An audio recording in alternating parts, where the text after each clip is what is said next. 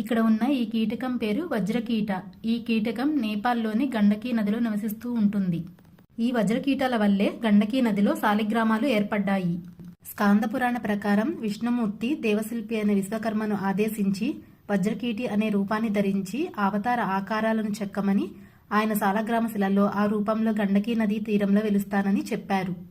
శాలగ్రామాలను ఈ వజ్రకీటాలు వాటి నుంచి వెలువడే రసాయనాలతోనూ వాటికున్న పదునైన పండ్లతోనూ రెక్కలతోనూ తొలచి అలా ఏర్పడిన రంధ్రాలలో కొంతకాలం ఉండి వేసవికాలం రాగానే వెళ్ళిపోతాయి.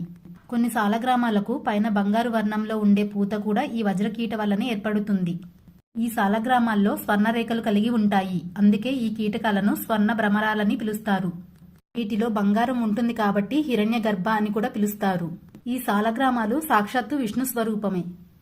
శాలగ్రామాలలో ఉండే చిహ్నాలను బట్టి వివిధ దేవతామూర్తులుగా గుర్తిస్తారు.